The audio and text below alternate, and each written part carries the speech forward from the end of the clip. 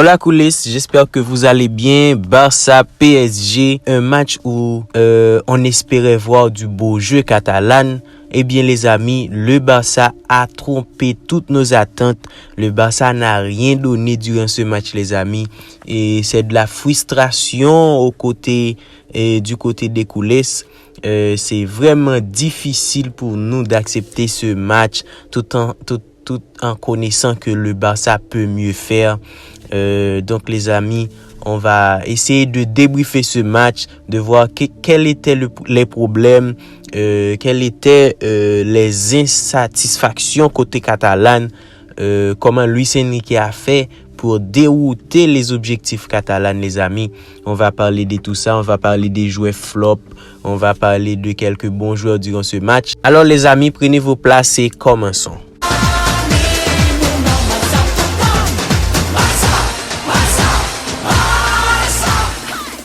Dans un match pareil, on ne sait pas si on peut noter les joueurs ou si on peut juste dire qu'un tel était bon, un tel était mauvais, un tel était bon, un tel était mauvais.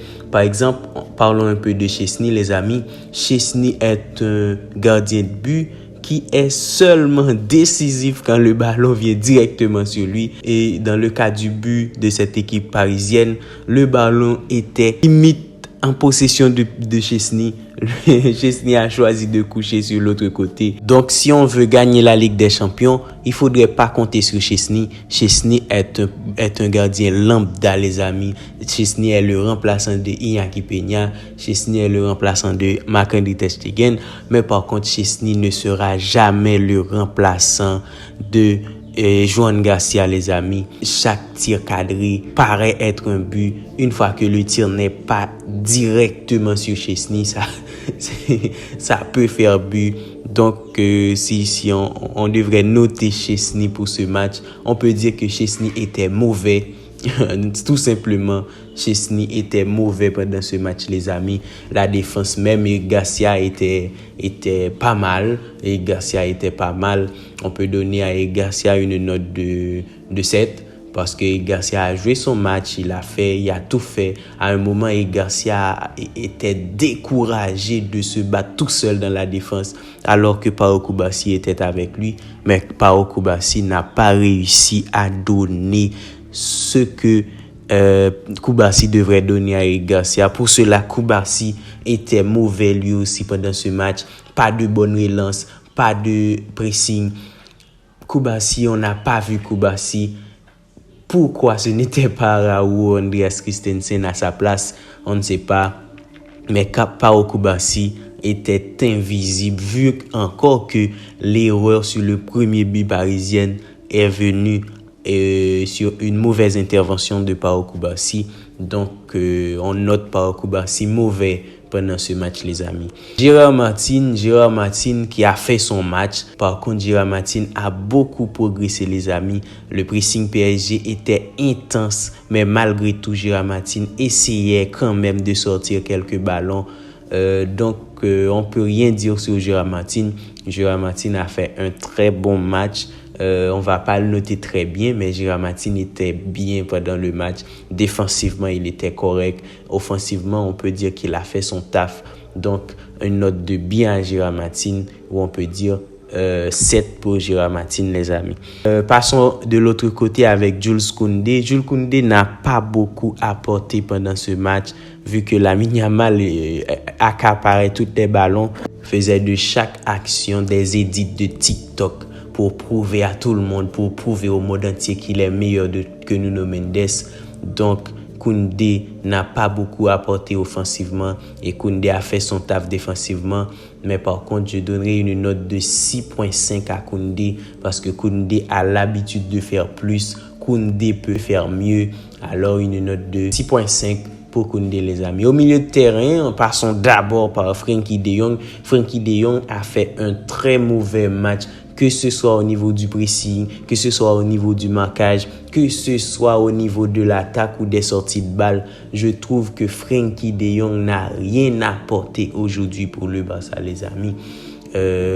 Donc pour moi, je donne une note de 6 à Frenkie de Jong parce que à cause de Frenkie de Jong, Pedri a beaucoup galéré aujourd'hui. Tout le travail était revenu à Pedri. En réalité, ce n'était pas seulement Frenkie de Jong qui avait les responsabilités de libérer Pedri, mais par contre, on commence d'abord par Frenkie de Jong.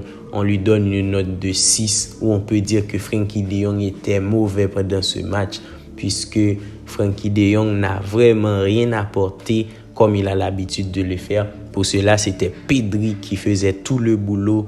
Pedri cassait des lignes, Pedri venait sortir les ballons, Pedri a même reçu un coup au début du match. On pense que c'est pour ça qu'on a sorti Pedri dans le match.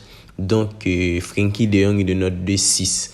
Passons maintenant à Dani Olmo. Dani Olmo, on peut donner une note de 5 ou de 4 à Dani Olmo qui était très mauvais pendant le match.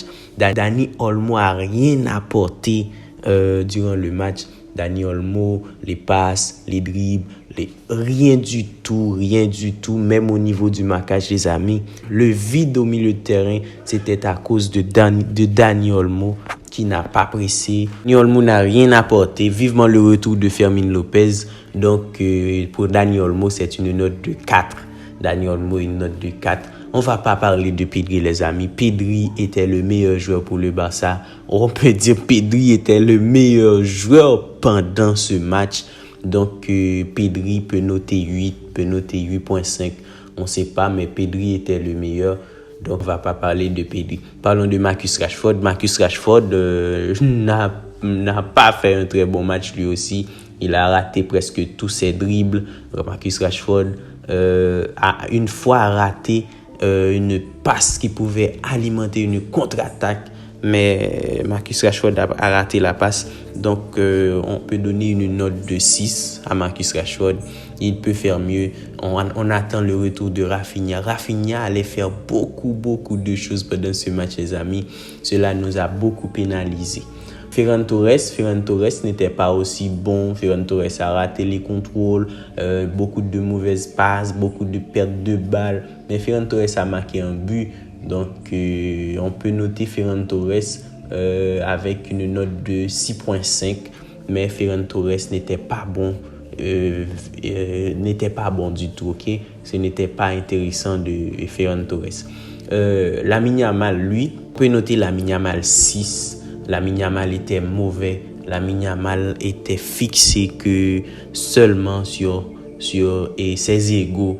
Il voulait prouver, il voulait montrer à tout le monde qu'il était meilleur, qu'il était plus fort que Nuno Mendes, mais a oublié le collectif et cela a plongé le Barça. Et vu qu'en deuxième période, les joueurs ont refusé de passer le ballon à Lamine Yamal parce qu'on pense que Lamine Yamal allait tout rater. Donc je pense que cela aussi a pénalisé le Barça, a amené le Barça vers ce chemin de défaite. Donc on note Lamine Yamal avec une note de 6. Maintenant parlons un peu de Hansi Flick, les amis. Hans-Dieter Flick n'a pas fait un grand match aujourd'hui. Vu les changements de Hansi Flick, on sait tous que Hansi Flick a des difficultés avec des blessures, des joueurs qui sont absents, tout ça. Mais par contre, monsieur Hansi Flick, tu as fait des erreurs graves pendant ce match. Dani Olmo a joué une très mauvaise première période, les amis. Et bien, à cause de cela, Hansi Flick pouvait descendre Dani Olmo, mettre Marc Casado et Frenkie de Jong, avancer Pedri sur le terrain, mais n'a pas décidé de faire ça. Donc, je pense que cela a beaucoup pénalisé le Barça. Hansi Flick pouvait aussi, dès les 75e minutes, retirer Lamine Yamal et ajouter Rooney Badi, qui est un joueur très offensif, un joueur qui peut déstabiliser la défense et peut faire des passes, des tirs et tant d'autres choses. Mais il a décidé de laisser Lamine Yamal, qui n'était pas dans son match, pour laisser Lamine Yamal terminer ce match où Lamine Yamal n'était pas vraiment dedans. En plus, Hansi Flick a décidé de retirer Marcus Rashford et balancer Ferran Torres sur le côté. Par contre, Hansi Flick pouvait enlever Ferran Torres et ajouter Robert Lewandowski. Et comme ça, Rashford, Yamal ou Ronny Badji pouvaient provoquer sur les côtés et donner des caviars à Robert Lewandowski. Je pense que Hansi Flick a beaucoup foiré pendant ce match, vu que le match est terminé par McBurnell et Marc Casado, qui sont deux joueurs même pas titulaires. McBurnell revenu sous blessure et Marc Casado qui joue quelques petites minutes, qui n'est pas performant durant la première partie de saison. Eh bien, c'était McBurnell et Casado qui jouaient au milieu de terrain, les amis. C'était une dinguerie. Le Barça a beaucoup galéré. On espère tous que le Barça va revenir plus fort pour jouer cette Ligue des Champions, puisque avec cette attitude-là, avec cette façon de jouer, ce serait impossible pour le Barça de remporter cette Ligue des Champions, les amis. Allez-y, n'hésitez pas à me dire dans les commentaires, qu'avez-vous pensé de ce Barça? Pensez-vous que le Barça peut gagner cette Ligue des Champions, ou pensez-vous que le Barça va encore plus galérer pour remporter ce titre? N'hésitez pas à me donner votre avis dans les commentaires. N'oubliez pas, les amis, de vous abonner et de liker la vidéo pour nous encourager à travailler encore plus. Allez, ciao, à la prochaine. Visca Barça, Visca Catalonia.